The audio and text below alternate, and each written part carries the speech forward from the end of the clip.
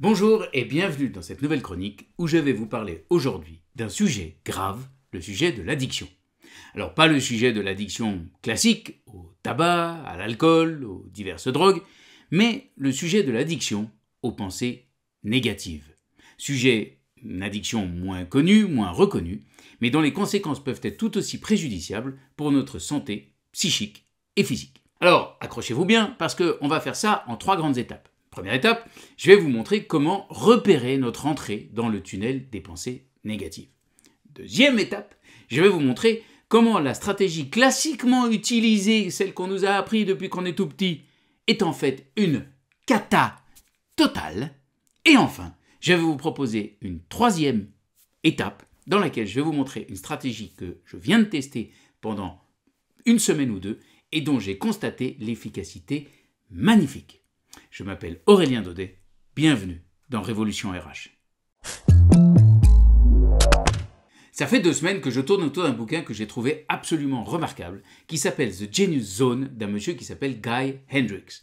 Quand je dis que je tourne autour, c'est vraiment que je tourne même en profondeur, puisque je l'ai déjà écouté 2 fois en audio-livre, et que, en plus, je l'ai lu en Kindle. Guy Hendricks est un monsieur dont je vous ai déjà parlé, parce qu'il est aussi l'auteur d'un bouquin remarquable au moins autant pour moi, qui s'appelle The Big Leap. Dans The Big Leap, Guy Hendricks a identifié un phénomène que j'ai ensuite eu l'occasion de pointer chez moi et chez les personnes avec qui je travaille, qui est le principe de l'upper limit, la limite supérieure, comme une espèce de plafond au-delà duquel notre cerveau aurait du mal à se projeter, auquel il aurait comme des angoisses à se projeter, parce qu'il déteste l'inconnu, qui est potentiellement une source de risque et de dépenses de calories et d'énergie inutiles. Donc, pour nous maintenir dans la boîte que nous connaissons, qui n'est peut-être pas très confortable, mais qui au moins est connue et safe, le cerveau, quand il se rapproche de l'upper limit, déclenche un certain nombre de pensées négatives, de manière à nous maintenir dans la zone de confort avec beaucoup de guillemets. Dans The Genius Zone, Guy Hendricks va un cran plus loin et il identifie les mécanismes avec lesquels nous entretenons ces pensées négatives. Il identifie les stratégies qui ne marchent pas du tout pour en sortir. Et surtout, il identifie 1 ou 2 stratégies remarquablement efficaces pour sortir du tunnel, de la boucle des pensées négatives. L'idée centrale de ce bouquin The Genius Zone semble assez simple, mais elle est magnifique. C'est l'idée que dans l'immense majorité des cas, lorsque nous rentrons dans des pensées négatives, c'est parce que nous essayons de contrôler mentalement des choses sur lesquelles nous n'avons aucun pouvoir, aucun contrôle. Par exemple, je commence à m'angoisser sur l'avenir de mes enfants. L'avenir lointain, est-ce qu'ils vont avoir un bon job? Est-ce qu'ils vont construire une famille heureuse? Ou bien l'avenir plus proche, est-ce qu'ils vont réussir leur examen de fin d'année? Eh bien, fondamentalement, évidemment, là-dessus, sur ces choses dans le futur, moi, le parent, je n'ai aucun pouvoir. C'est entre les mains des enfants. Autre exemple, plus professionnel et plus commun, peut-être moins angoissant, entre guillemets, mais c'est l'idée, je sors de réunion et je me demande ce que les gens ont pensé de ma prestation, ce que les gens ont pensé de moi. Et je rentre dans un tunnel de pensée négative en me disant que oh là là, c'est sûr qu'ils ont remarqué qu'à tel moment j'ai rougi, c'est sûr qu'ils ont remarqué que j'ai confondu 2 chiffres, et de toute façon, Germain et Antoinette me détestent et donc ça va leur donner encore du grain à moudre et du sucre à me casser sur le dos à la machine à café. Dans ce cas-là, évidemment, je n'ai d'abord aucun pouvoir sur ce qui est passé, et en plus, je n'ai aucun pouvoir sur les émotions et les pensées des autres. Guy Hendricks identifie 3 choses, 3 domaines dans lesquels nous n'avons aucun pouvoir. Le premier, c'est, je viens d'en parler, ce que les gens pensent, disent, ressentent de nous. Nous n'avons aucun pouvoir sur leurs émotions, nous n'avons aucun pouvoir sur leur monde intérieur. La seule chose que nous pouvons faire, c'est leur dire ce que nous voulons, c'est leur faire des demandes. La deuxième chose sur laquelle nous n'avons aucun pouvoir, c'est sur le futur.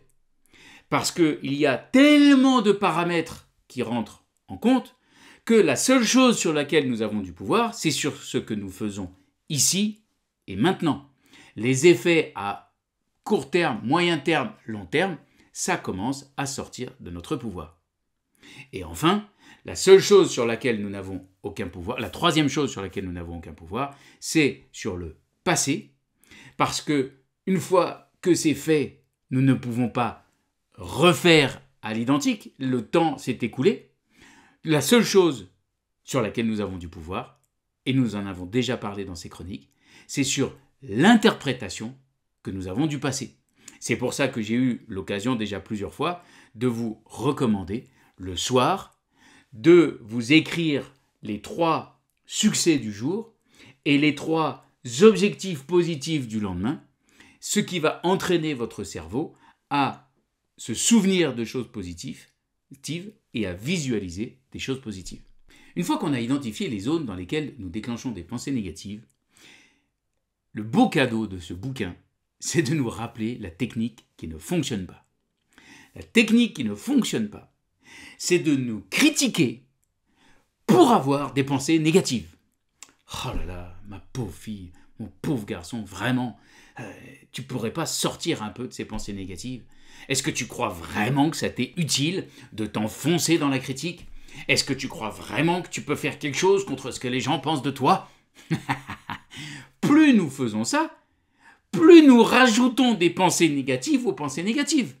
C'est à peu près aussi inefficace et absurde que si j'étais un alcoolique notoire et que je disais au patron derrière son bar, tu sais quoi, serre-moi un dernier verre, ça va m'aider à sortir de l'alcool.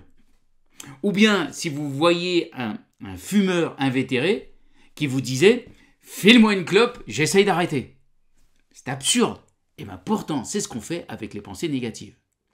L'autre technique, qui est une dérivée de celle-là, qui consiste à nous bombarder de force, à nous mettre des injonctions à la pensée positive, enfin, arrête ça, sois heureux, regarde toutes les choses pour lesquelles tu as des raisons d'être heureux, concentre-toi sur le positif, il faut voir le verre à moitié plein, voir le verre à 9/10 plein.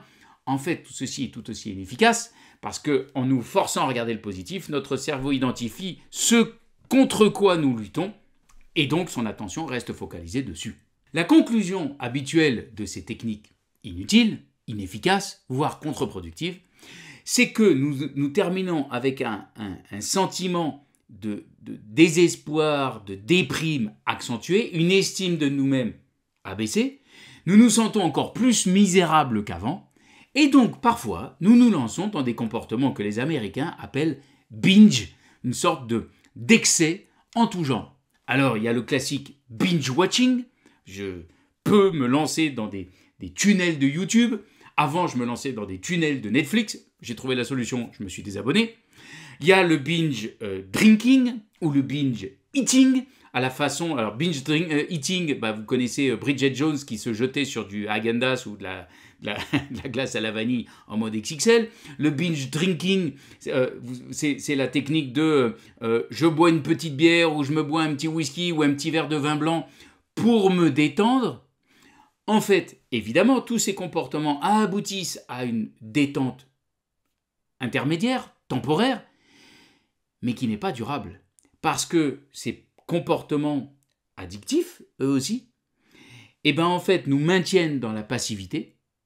Ils nous empêchons grâce à eux d'aller chercher des solutions durables, de régler les problèmes.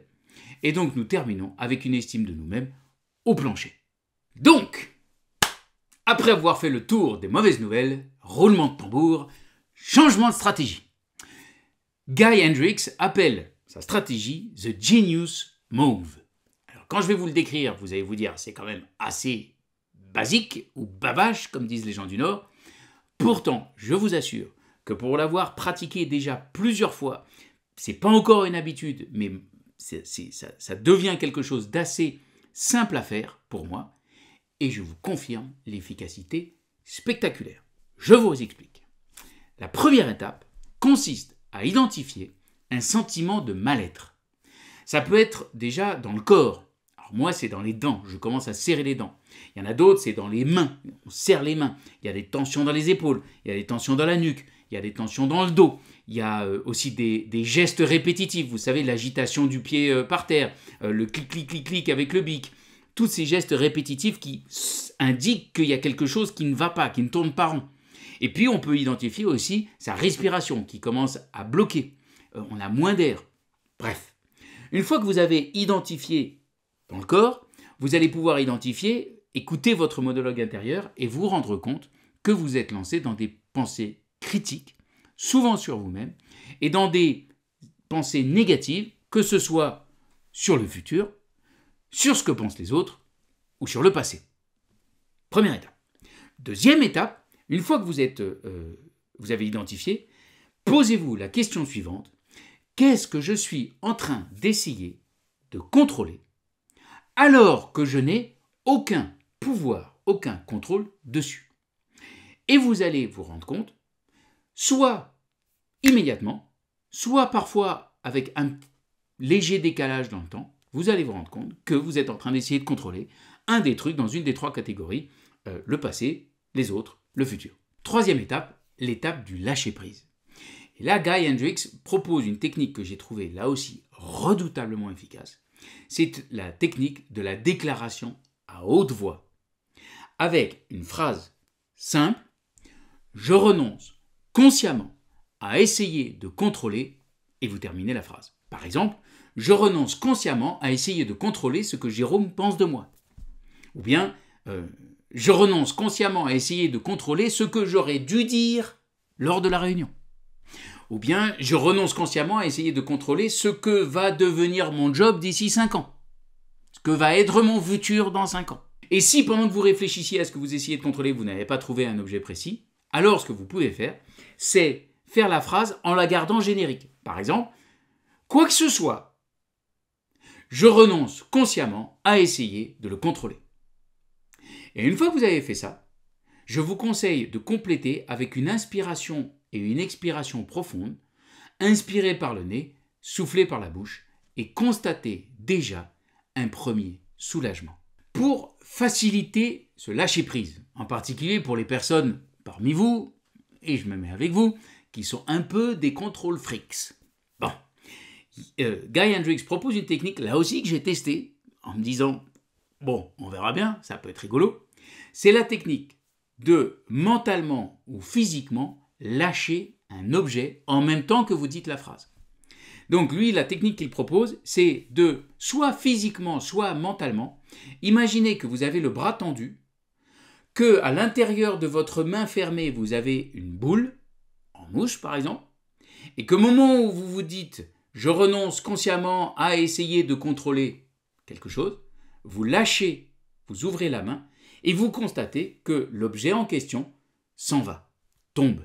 Donc en fait, c'est une manière physique, mentale, de constater qu'en fait, cette pensée négative restait chez vous uniquement parce que vous vous y cramponniez. Donc, j'ai testé mentalement et j'ai testé aussi de le faire avec ce qu'il conseillait, soit une boule physique, mais j'avais pas de balle de tennis sous la main, donc de le faire avec une boule de papier froissé.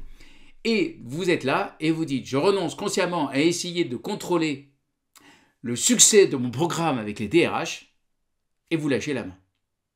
Et en fait, là aussi, il y a un soulagement magnifique de se dire, en fait, il suffit que je fasse ça, et la pensée négative tombe et roule sur le plancher. Ok, mais le lâcher-prise n'est pas la fin de la boucle. Pour que vraiment ça fonctionne, il y a une quatrième étape qui est celle du passage à l'action. Parce qu'en fait, notre cerveau a toujours besoin de contrôler, ça le rassure, et heureusement, nous sommes aux commandes de nos vies, et nous avons cette capacité fondamentale, qui est un vrai pouvoir, de planifier, de réfléchir, de calculer un objectif et un plan d'action pour y arriver.